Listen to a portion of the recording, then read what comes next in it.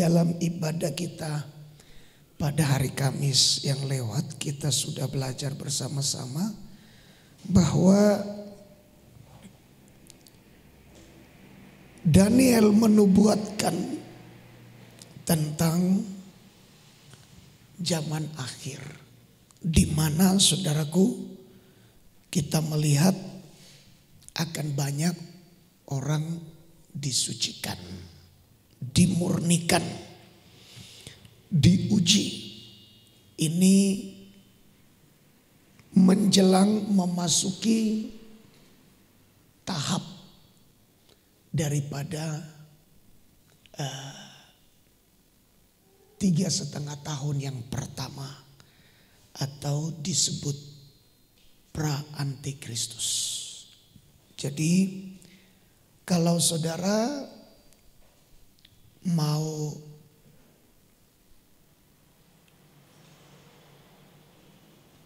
mempersiapkan diri dengan baik, maka di pra-antikristus itu sebenarnya sudah antikristus yang bekerja, sistemnya yang berjalan, gereja memasuki masa aniaya, tetapi itu bahasa rohaninya sebenarnya itu bukan aniaya, tapi penyucian, pemurnian, atau ujian iman, ujian kemurnian, atau ujian untuk membawa gereja masuk dalam penyucian. Itu saudara 2 tahun begitu menyakitkan, tetapi 1,5 tahun itu betul-betul pemurnian, penyucian, persiapan memasuki pengangkatan. Karena sebentar lagi pada waktu itu antikris akan menyatakan diri.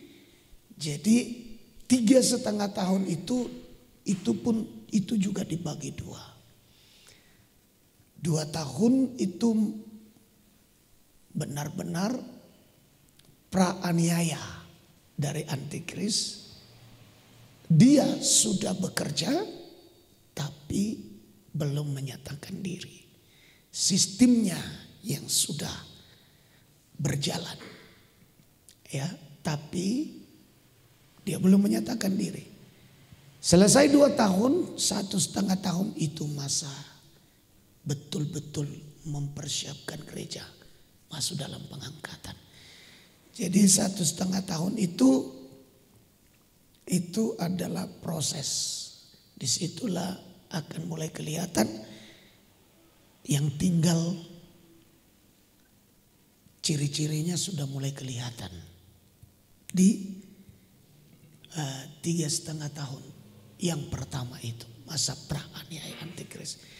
Contohnya seandainya ya, ini contoh, seandainya misalkan sudah mulai contohnya, maka orang-orang yang mendengung-dengungkan ini nggak apa-apa, ini nggak apa-apa, ini nggak apa-apa, sudah mulai nampak di situ. Di 3,5 tahun yang pertama, kira-kira seperti itulah gambarannya nanti. Nggak apa-apa itu, nggak apa-apa. Antikris itu pintar, saudaraku. Kalau dia tidak pintar, dia tidak mungkin menguasai dunia ini. Dia pintar membodohi, dia pintar menyembunyikan dirinya di balik semua apa yang sedang terjadi. Dia pintar sekali. Kalau dia tidak pintar, tidak mungkin dunia ini bisa dikuasai. Bayangkan seluruh dunia bisa takluk kepadanya. Jadi sepertinya dia bicara, orang berpolitik saja kita tertipu. Orang berpolitik, bahasa politiknya seperti benar-benar dia ngomong seperti itu. Padahal nanti semua ngomong kosong. Nah, apalagi antikris itu dia penguasa dunia, saudara. Ya. Jadi memang terjebak orang yang sekedar orang yang main-main, orang yang tidak sungguh-sungguh pasti terjebak. Terjebak dengan antikris, ya. Nah, saudara, masa-masa pra antikris itu disitulah Tuhan sedang mempersiapkan. Ya, makanya katanya sebenarnya praaniaya, tapi sebutan bahasa rohaninya bukan aniaya tapi memurnikan gereja. Memurnikan, ya, menyucikan, mempersiapkan masuk dalam pengangkatan. Disitulah nanti gereja disingkirkan, ya, disingkirkan ke tempat yang ditentukan Tuhan. Menurut bahasa Alkitab, tempat itu padang gurun. Ya. Apakah nanti padang gurun disulap oleh Tuhan menjadi apa? Seperti istana, kita nggak tahu. Apakah betul-betul di padang gurun yang sesungguhnya seperti orang Israel waktu berjalan melewati Mesir menuju tanah Kanaan? Ya, kita nggak tahu. Yang jelas bahasanya di Alkitab dikatakan akan disingkirkan ke tempat sementara 3,5 tahun saja, tidak lama. Nah, di sana kita akan dipelihara Tuhan selama 3,5 tahun.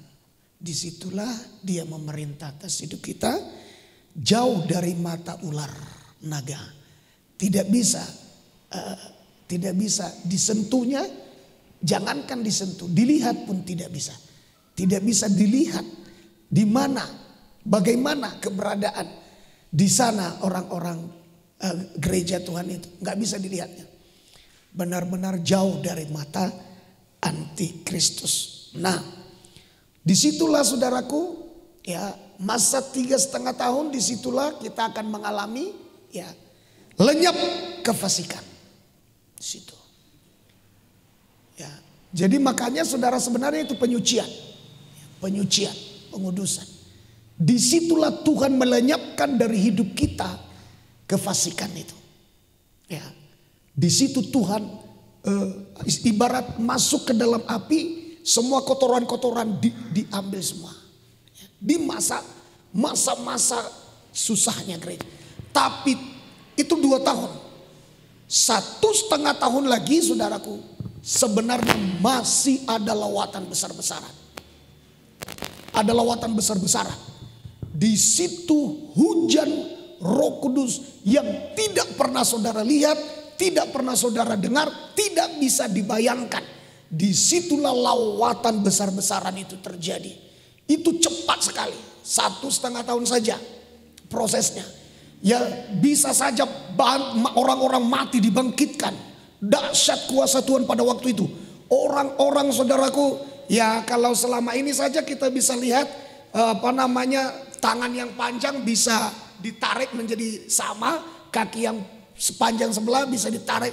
Itu sudah terjadi di zaman kita ini. Kita sudah sering mendengarkan kesaksian seperti itu. Ya. Tapi zaman itu mujizat-mujizat yang tidak pernah terjadi. Itu masa 1,5 tahun itu terjadi di situ saudara. Orang mati dibangkitkan, ya, orang-orang yang tidak masuk di akal diubahkan seketika itu. Dan selesai masa jumlahnya genap dari 1,5 tahun, 3,5 tahun selesai itu, gereja disingkirkan.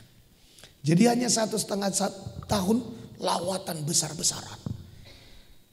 Nah, Bapak Ibu, kita berharap, ya, kalau seandainya di zaman kita ini terjadi hal itu, ini zaman kita ini artinya kita belum mati, generasi ini masih hidup pada zaman itu, maka saudaraku, betapa kita menyaksikan penggenapan itu, kita terkagum-kagum luar biasa. Ya, karena digenapi semua di situ nanti. Ya. Kesakitan terbayar seketika. Ya. Tapi itu semua di tengah-tengah kesukaran. Nah, di tengah-tengah itu kefasikan dilenyapkan, kejahatan tidak ditemukan lagi di tengah-tengah gereja Tuhan, anak-anak Tuhan, walaupun di tengah-tengah aniaya yang begitu berat. Ya. Tapi roh yang menyala-nyala, kita kembali nanti ke zaman nabi-nabi, ke zaman rasul-rasul, terobosan demi terobosan, tidak takut terhadap apapun. Kenapa? Karena roh Tuhan sendiri yang ada di dalam kita pada zaman itu. Nggak takut mati pada zaman itu. Ya. Karena roh Tuhan sendiri itu masa-masa persiapan gereja. Tuhan terus bekerja melalui orang-orang percayanya nanti di situ. Dan itu saudaraku yang dikasih Tuhan, apapun sesulit seperti zaman Elia, itu akan dilewati gereja. Dan kemenangan lepas kemenangan akan dialami gereja pada waktu itu. Ya, karena itu pencurahan besar-besaran akan Roh Kudus. Tidak akan ada lagi seperti itu nanti. Nggak pernah ada lagi. Itu pencurahan besar-besaran, hujan awal, hujan akhir, di situ dicurahkan secara besar-besaran nanti. Semua yang tidak pernah terjadi tentang Tuhan akan kita lihat di situ nanti pada masa itu. Jadi Bapak Ibu, itu makanya saudara, kita persiapkan diri sekarang ya, supaya kita masuk dalam kegerakan itu nanti dengan kemenangan yang luar biasa, kemenangan yang gilang-gemilang. Di situ Tuhan mengakhiri dosa. Kemarin kan kita udah baca ya. Kita lihat dulu Pak Daniel 12. Ayat langsung saja pada ayat yang ke-9 10. Iya. Daniel 12 ayat 9 sampai dengan 10 demikian firman Tuhan. Ya. Ayat 9, tetapi ia menjawab, pergilah Daniel, sebab firman ini akan tinggal tersembunyi dan termeterai sampai akhir zaman. Terus 10, banyak orang akan disucikan dan dimurnikan dan diuji. Terus? Tetapi orang-orang fasik akan berlaku fasik. Tidak seorang pun dari orang fasik itu akan memahaminya, tetapi orang-orang bijaksana akan memahaminya. ya, saudara, orang fasik malah makin fasik nanti pada waktu itu. Orang yang suka berontak malah makin berontak pada waktu itu. Karena yang jahat makin jahat, yang baik makin baik. Tapi disitulah Tuhan bekerja untuk gerejanya. Pemurnian, penyucian, ujian demi ujian untuk membawa gereja menuju kesempurnaan untuk siap diangkat. Gitu. Jadi Bapak Ibu, kita harus siapkan diri kita mulai dari sekarang, karena keselamatan tidak tiba-tiba Bapak Ibu. Itu sudah kita kerjakan jauh sebelumnya. Jangan nanti tiba-tiba, oh aku nanti selamat tiba-tiba. Enggak bisa. Ya, kalau bisa kita selamat tiba-tiba Bapak Ibu, percuma orang berjuang mati-matian dari dulu. Ya memang tidak tertutup kemungkinan itu kemurahan Tuhan, itu hak kedaulatan Tuhan. Tapi saya berharap saudara jangan coba-coba seperti itu. Nantilah jolo Roma joi asa sungguh-sungguh iba. Jangan-jangan Tuhan sudah keraskan hati kita. Jangan main-main. Ya. Ini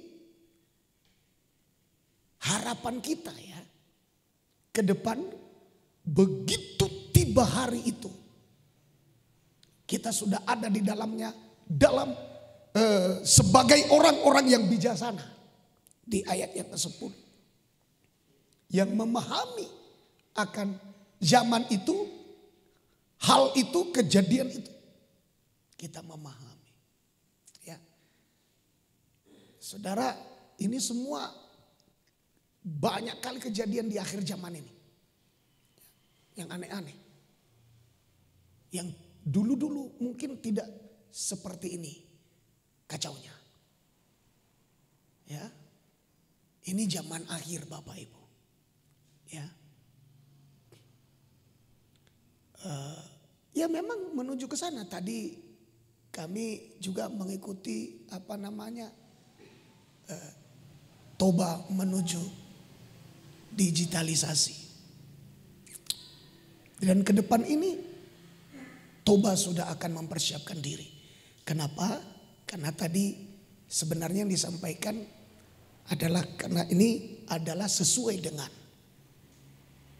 ya destinasi Danau Toba yang sudah dinomor satukan. Jadi makanya semua harus diutamakan di sini. Jadi jangan-jangan nanti sebelum kota-kota yang lain juga udah lebih cepat di sini. Karena sedang dipersiapkan menjadi wisata internasional.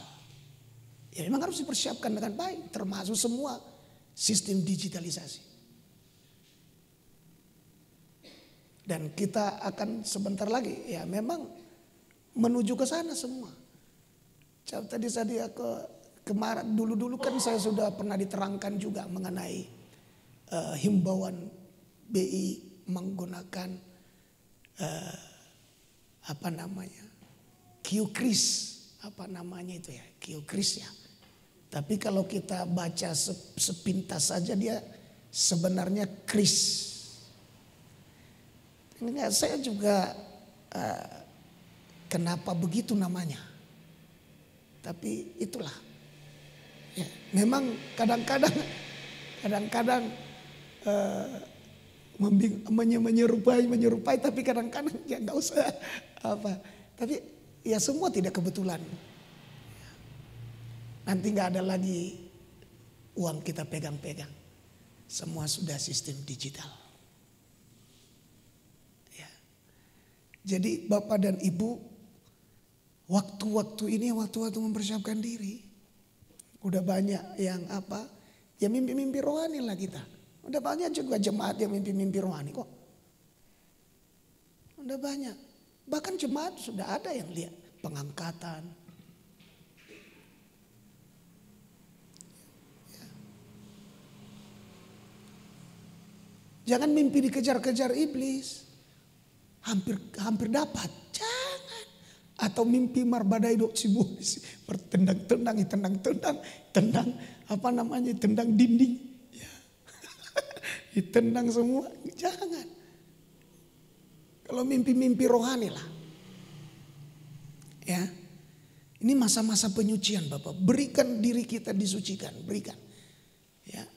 Berikan diri kita disucikan. Lebih baik kita mengalami pedang Tuhan. Firman. Daripada kita nanti kelak mengalami pedang antikris. Ya. Biarkan pedang Tuhan sekarang merobek-robek daging kita. Dan keinginannya, kemauannya yang membinasakan itu. Relakan daripada nanti pedang antikris yang akan merobek-robek kita. Itu saudaraku menyakitkan. Ya. Lebih baik sekarang. Pedang firman yang merobek semua ya tabiat-tabiat daging kita, keinginan-keinginan daging yang berlawanan dengan Tuhan, yang berlawanan dengan firman. Lebih baik pedang firman itu yang mengerat, memotong semua itu. Tidak enak memang, tapi lebih tidak enak nanti kalau pedang antikris yang akan mengerat dan memotong-motong kehidupan kita. Ya, lebih baik sekarang izinkan pedang firman itu mengerat yang tidak disukai oleh Tuhan. Ya. Nah, ini Saudara coba Pak dibaca ulang Pak ayat 10. Perhatikan ya, 10 ya. Banyak orang ayat 10 ya. Banyak orang akan disucikan dan dimurnikan. Terus? Dan diuji. Tetapi orang-orang fasik akan berlaku fasik. Tidak seorang pun dari orang fasik itu akan memahaminya. Tetapi orang-orang bijaksana akan memahaminya. Siapa orang yang tidak bisa memahami situasi, tidak bisa memahami zaman.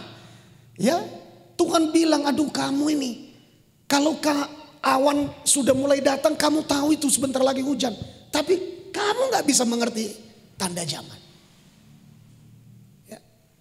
Siapa? Kenapa? Karena kefasikan. Fasik. Udahlah Bapak Ibu, lembutkan hati, kekerasan hati buang. Buang. Kita kita nggak bisa selamat dengan terus mengeraskan hati.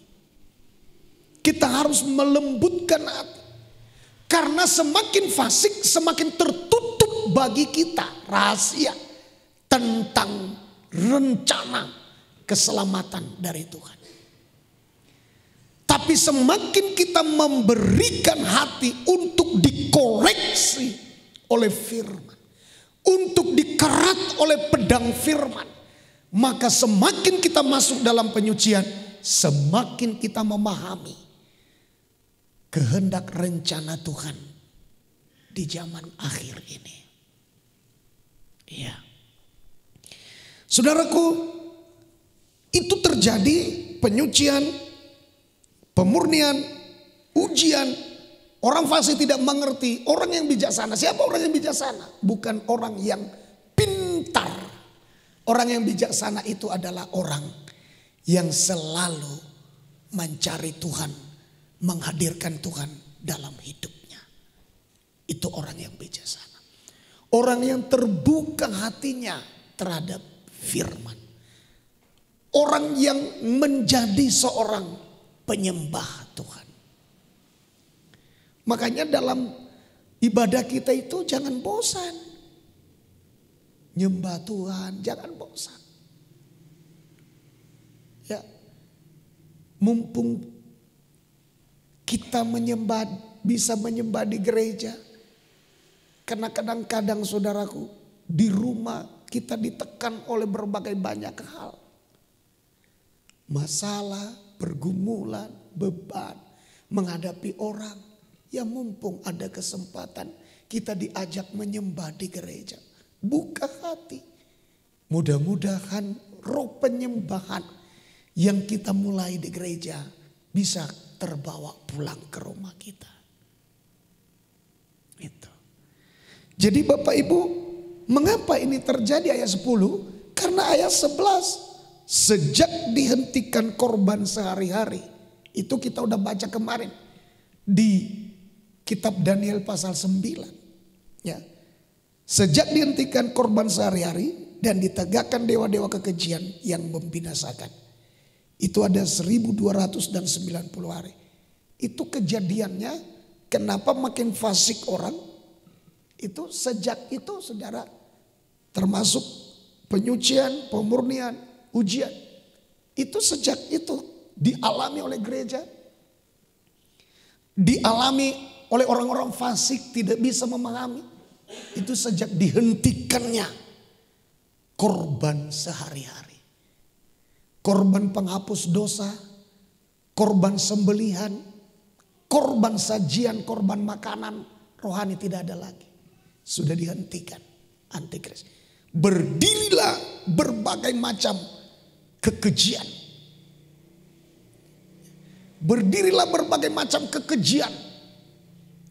Siapa itu kekejian itu? Itu menunjuk kepada antikristus. Si pembinasa keji. Kekejian di sana saudaraku marak. Berhala-berhala yang tidak pernah saudara lihat akan keluar semuanya. Ya seks bebas, tidak ada lagi batas. Ini sudah mulai saudara. Laki-laki dengan laki-laki, wanita dengan wanita, nanti semuanya seperti Sodom dan Gomora. Tidak ada ribet, berdiri tegak kekejian pada masa itu. Gak ada lagi. Gak ada lagi saudara, sedangkan sekarang karena masih dilindungi, negara itu masih dilindungi oleh undang-undang. Ya, kalau enggak sebenarnya udah kepingin semua manusia ini telanjang. Saya lupa di mana itu, mungkin saudara pernah lihat karena Facebooknya itu waktu itu ada bentuk suatu pertunjukan atau bentuk apa saya kurang lupa, saya udah lupa. Naik sepeda semua, jalan kaki semua laki-laki perempuan telanjang, betul-betul tidak ada busana. Di satu negara, saya udah lupa itu negara apa itu. Jadi sebenarnya manusia itu kenapa seperti itu? Karena dia menunjukkan identitasnya sebagai orang berdosa. Karena sejak manusia berdosa itu saudaraku, dia manusia menjadi telanjang, tidak ada kemuliaan Tuhan lagi. Jadi dia ingin menunjukkan identitasnya sebagai orang berdosa. Makanya saudaraku yang ke situ, manusia itu tidak ingin lagi ya berpakaian, nggak ingin, nggak ada keinginannya seperti itu. Dia ingin, inilah identitas saya sebenarnya, manusia berdosa. Kira-kira seperti itu bahasanya kalau dibahasakan. Ya, jahat kejam. Lihat sekarang ini, aduh, betapa banyaknya kejahatan. Ya. Betapa banyaknya kejahatan, pembunuhan. Ya. Kemarin itu kita dengarkan tadi pagi, atau saya dengar yang anak aniaya orang tuanya, bapaknya, mamanya, adiknya dengan tokok, dengan palu. Wah, semua pada bocor kepalanya dibuat. Untung ada yang lihat, tetangga. Kan ngeri-ngeri zaman sekarang ini. Ya, kita sekarang saudara, bangsa kita sedang mengalami berbagai macam teror. Ya, makanya kita harus jaga diri dengan medsos-medsos ini. Mari kita kuasai diri. Ya, jangan justru kita memanaskan situasi. Padahal kita doa capek Bapak Ibu, supaya negara ini damai, ya. Tapi justru kadang-kadang ada anak-anak Tuhan yang justru ikut memanas-manasi situasi. Nggak usah, karena kita doa-doa untuk bangsa ini, biarlah Tuhan bekerja. Nah, saudaraku yang dikasihi Tuhan, kita melihat ya, kefasikan lenyap di tengah-tengah pemurnian itu, aniaya itu, ya. Ada pemurnian dan kesalahan dihapuskan, saudara. Ini penebusan terakhir. Saya sudah katakan kemarin, ini adalah penebusan terakhir, penginjilan meningkat. Ya, makanya kita harus meningkat, saudaraku, meningkatkan diri dalam penginjilan ini. Ya, menginjil. Ya. Kalau ada teman, ya injili. Ada kesempatan injili. Ya. Seperti yang kita mau kemarin, ini sebenarnya kita sudah belum lakukan setiap akhir bulan. Minggu ketiga ya, minggu keempat atau minggu ketiga kemarin. Kita ayo kita semangat ya. Mumpung masih ada kesempatan ini. Yang kedua, penginjilan meningkat. Selanjutnya penginjilan meningkat kepada pengajaran yang lebih tajam. Ya. Harus. Selanjutnya Bapak Ibu, kita akan lihat ya 3,5 tahun yang kedua. Di dalam 3,5 tahun yang kedua, ya gereja akan pindah tempat. Kita lihat Wahyu pasal 12.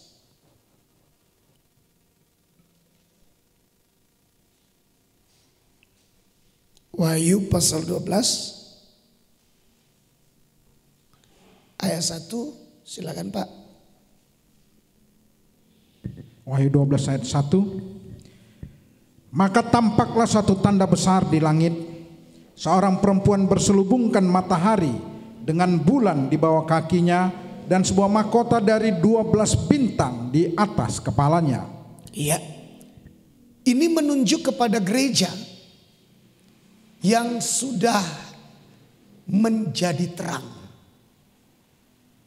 Gereja di bumi sudah menjadi terang. Ini diselubungi oleh terang. Matahari, bulan, bintang, semua terang menyelubungi gereja ini. Ya, ini seorang perempuan, ini lambang gereja. Gereja ini sudah benar-benar jadi terang. Ayat 14. Silakan Pak, ayat 14. Ayat 14. Ya. Kepada perempuan itu diberikan kedua sayap dari burung nasar yang besar, supaya ia terbang ke tempatnya di padang gurun, di mana ia dipelihara jauh dari tempat ular itu selama 1 masa dan 2 masa dan setengah masa. Ya, 3,5 tahun. Jadi Bapak Ibu, gereja yang benar-benar sudah berfungsi. Yang saya maksud gereja adalah hidup kita pribadi. Sudah menjadi terang. Benar-benar sudah berfungsi jadi terang dunia. Maka itulah yang dipersiapkan. Diberi sayap untuk bisa terbang. Disingkirkan Tuhan. Nah, disingkirkan Tuhan dari mana saudaraku? Disingkirkan Tuhan yang 14 sekali lagi Pak. Yang 14 perhatikan ya. Ya. Kepada perempuan itu diberikan kedua sayap dari burung nasar yang besar, supaya ia terbang ke tempatnya di padang gurun, di mana ia dipelihara jauh dari tempat ular itu selama 1 masa dan 2 masa dan setengah masa.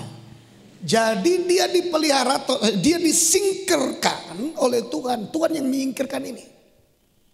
Bukan kita yang melarikan diri, bukan kita juga yang menyingkirkan diri kita, bukan kita juga yang menghindar dari antikris. Ini ular itu yang dimaksud itu menunjuk kepada antikris. Ya, dipelihara jauh dari tempat ular itu selama 3,5 tahun. Itu menunjuk kepada antikris. Jadi ular di situ menunjuk kepada antikris. Jadi gereja akan disingkirkan oleh Tuhan dengan cara diberi sayap burung nasar yang besar. Jadi kita nggak bisa terhindar dari antikris dengan kekuatan kita. Nggak bisa kita sok-sokan saudaraku. Nggak bisa kita sombong-sombongan di sini. Nggak.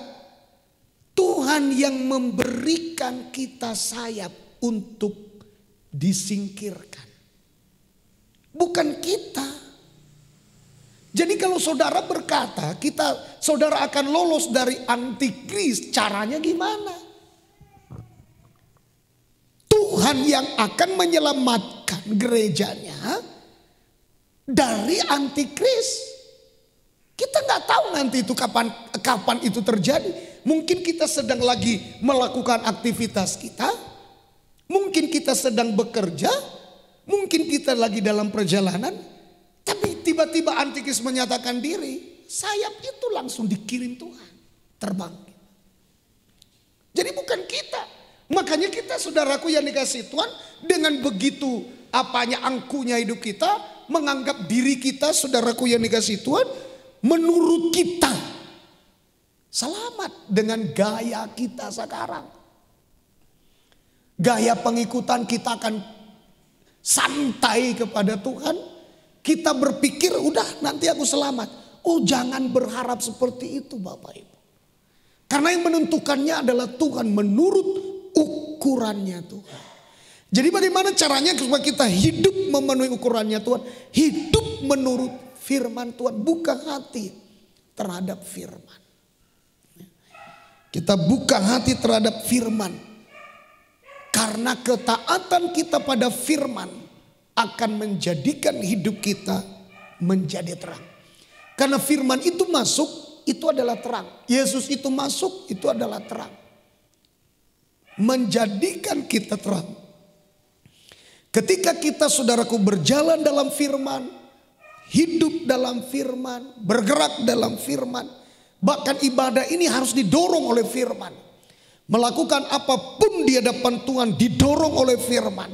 Itulah yang berjalan di dalam terang firman. Hidup di dalam terang. Dan kalau kita sudah hidup di dalam terang, itulah yang akan masuk dalam pengangkatan. Perhatikan ayat 1, terang dulu. Baru ayat 14 dikasih sayap. Ya kan, nggak bisa, nggak langsung ayat 14, ayat 1 dulu. Jadi terang dulu. Kita nggak bisa jadi terang kalau kita tidak menerima firman yang adalah terang. Kita tidak berjalan bersama dengan Yesus yang adalah terang. Bapak dan Ibu yang dikasihi, diberkati Tuhan. Nanti yang akan dikuasai oleh antikristus itu adalah ekonomi. Mengapa saya mengingatkan ini kepada kita? Mengapa begitu penting saya mengingatkan ini? Nanti ke depan anak-anak Tuhan, gereja Tuhan akan mengalami banyak kesusahan perihal ekonomi. Ya. Karena akan dipersulit. Karena dia pengendali dan penguasa ekonomi. Dan dalam sistem yang ia sudah mulai jalankan, anak-anak Tuhan ke depan akan mengalami dunia. Dan di dalamnya ada anak-anak Tuhan. Mengapa harus ada anak Tuhan ikut, Pak? Karena memang dia sangat benci dengan anak Tuhan. Sangat benci. Sangat dia tidak suka gereja. Bayangkan saya, dia hentikan korban sembelian, dia hentikan korban santapan. Dia sangat tidak suka gereja. Tidak suka ibadah. Tidak suka karena itu membuat dia kesakitan telinganya dengan doa-doa gereja. Ya, kan antikristus ini kan iblis. Mana mungkin iblis bisa tahan dengan doa-doa? Gak bisa. Itu makanya kesakitan telinganya. Ya kan? Siapa di sini yang pernah manifestasi? Pak Samuel pernah alami apa? Sakit pada saat ada doa, ada penyembahan, kesakitan telinga, tidak suka begitu, benci. Oh, enggak. Iyalah, iya itunya itu. Maksud, iya itu dia yang saya maksud. Iblis itu kan, iya. Iblis itu tidak suka, penyembahan itu tidak suka. Itu makanya saudaraku, firman Tuhan yang ditulis tidak masuk di akal. Selama gereja di bumi, antikristus tidak bebas. Kenapa? Karena doa-doa itu menghantam dia. Doa-doa itu menahan dia, menghambat dia. Doa, kecuali gereja sudah disingkirkan, barulah. Jadi tekanan itu nanti luar biasa. Dia penguasa ekonomi. Itu makanya saudaraku, masa pra, bahkan sebelum pra pun, kalau seandainya dia sudah ada, ya dia sudah ada, dia akan terus menekan. Karena dia akan menguasai ekonomi. Dia buat hidup manusia tidak berdaya, takluk tunduk kepadanya. Jadi melalui ekonomi. Makanya saudaraku, gak ada sebenarnya yang dibanggakan mengenai orang punya duit hari ini, gak ada. Kecuali nanti kelak saudara akan menjadi pengikut antikristus. Gak ada. Kalau dia saudaraku yang dikasih Tuhan, sebelum dia memerintah aja, dia sudah berjuang habis-habisan, mati-matian untuk mencoba menguasai, mengendalikan seluruh ekonomi dunia ini. Karena dia memang penguasa ekonomi. Ini makanya sebenarnya ya, saya sih kalau saya boleh katakan, ya daripada apa, toh kita juga hanya nikmati sebatas makan dan minum kok. Kita pakai. Kalau bagi yang belum punya rumah mau bangun rumah, bagi yang belum punya motor beli motor, bagi yang belum punya mobil beli mobil. Setelah itu nanti sisanya tinggal akan diambil alih, semua harta akan diambil alih oleh antikristus. Oh saya Pak nggak mungkin loh, negara-negara aja kepala negara takluk gimana? Negara-negara tunduk kepada penguasa global. Mana mungkin? Tidak ada istilah. Ya. Dan ini semua lagi berpacu semua. Ya. lagi berpacu menuju ke sana semua. Ya. Saya berharap Bapak Ibu kita bisa ya kita bisa nangkaplah atau memahami. Seperti tadi orang fasik tidak mengerti, orang bijaksana mengerti. Ya. Jadilah bijaksana di dalam Tuhan ya. Tapi bagi dunia nanti saudaraku, bagi orang-orang dunia gampang. Karena tinggal terima 666 beres semua. Ya kan? Ikuti saja sistemnya. Mulai dari sekarang ikuti saja sistemnya. Hidup enak, gak ada tantangan, gak ada hambatan. Karena banyak orang tidak percaya Bapak Ibu bahwa sistem itu kadang-kadang itu sudah sistem daripada dia. Kadang-kadang banyak orang gak ngerti.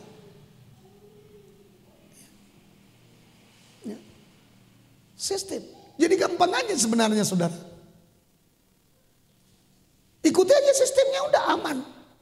Ya. Mau nggak supaya jangan dibenci dunia? Udah ikuti di dunia. Gampang. Ya kan? Bamaul madah bayi tinggalon aka jemaat itan non bayi hidupnya non mergereja. Udah gampang aja. Ikuti aja dunia. Biar diterima dunia kita. Gampang kan? Kalau kita sudah diterima oleh dunia, udah gak ada musuh, gak ada yang benci, semua dongan, semua teman, semua kawan, ya kan? Ya kan? Apa beda kita? Dunia saudaraku yang dikasih Tuhan hidupnya seperti itu, kita seperti itu. Dunia merokok, kita merokok. Dunia narkoba, kita narkoba. Dunia kawin cerai, kita kawin cerai. Dunia pesta pora, kita pesta pora. Ya lalu apa bedanya kita? Yang bedanya Pak, kita hanya tepuk-tepuk tangan di gereja ada musik. Begitu aja. Ada musik, itu aja bedanya kita. Kalau yang lain-lain Pak sama semua. Ya kan? Mau pesta pora dunia, kita juga pesta pora. Ya kan? Mau apa bedanya kita? Padahal kita mencatat saudaraku yang dikasih Tuhan. Abraham itu dipanggil keluar dari tengah-tengah keluarga negeri saudara-saudaranya yang masih hidup dalam penyembahan berhala. Kan dari situ dipanggil Abraham. Pergi kemana? Ke tanah Kanaan. Itulah. Di tanah Kanaan jadi apa sih Abraham? Jadi apa sih Ishak? Orang asing. Itulah gambaran hidup kita di dunia ini. Harus siap jadi orang asing. Banyak orang gak siap jadi orang asing. Malah menciptakan diri seperti orang dunia. Biar kita diterima oleh dunia, jangan dibenci. Biar semua datang. Mau sebanyak-banyaknya pun datang ke gereja. Saudaraku, kalau sistemnya kita masih dunia, kita sedang hanya mengumpulkan orang doang. Bukan bawa ke sorga. Gimana caranya bawa ke sorga? Tinggalkan dunia. Pergi ke tanah Kanaan. Haleluya. Haleluya. Begitu. Tinggalkan Mesir. Abraham tinggalkan negerimu, tinggalkan ayah ibumu, tinggalkan sana saudaramu. Ayo ke negeri yang akan kutunjuk. Apa maksudnya negeri yang akan kutunjukkan itu? Apa maksudnya? Tidak jelas. Itu menunjuk kepada sorga yang kita belum pernah ke sana. Haleluya. Itu nunjuk ke sananya itu. Kalau sudah jelas itu bukan menunjuk kepada sorga. Jadi sebenarnya itu bicara tentang panggilan manusia dari dunia ke sorga. Makanya tidak jelas. Karena tidak ada satupun yang tahu tentang sorga itu bagaimana. Makanya Tuhan katakan yang akan kutunjukkan kepada. Ya. Itu makanya Bapak itu menunjuk panggilan dari dunia kepada Yerusalem yang baru. Apa yang ditinggalkan? Yang dia tinggalkan. Kebiasaan orang tuanya harus dia relakan. Jadi jangan diterjemahkan. Jadi maksudku tinggalkan orang tuaku. Jangan diterjemahkan seperti itu. Cara hidupnya itu loh. Penyembahannya itu loh. Kepercayaannya itu loh. Kalau Abraham masih tetap di situ. Abraham tidak akan bisa memenuhi panggilan Tuhan. Sama dengan orang Israel. Kalau Israel tetap di Mesir, tidak akan bisa. Mereka beribadah dengan di situ. Kenapa? Saudara tahu, menurut hukum daripada bangsa Mesir, ibadah orang Israel itu kekejian bagi Mesir. Tidak mungkin mereka bisa ibadah di situ. Satu-satunya cara harus keluar dari pola Mesir, menuju tempat yang ditunjuk Tuhan, itulah Kanaan. Ya, Kanaan. Kalau ibarat kita sekarang saudara, meninggalkan, keluar dari sistem dunia, supaya kita masuk ke Yerusalem yang baru. Katakan amin saudara. Ya, itu makanya kita nggak perlu nyelidiki itu. Apa namanya itu? 666, sudah datang 66, sudah datang, nggak perlu. Untuk apa? Kemarin kan saya sudah tekankan kepada kita.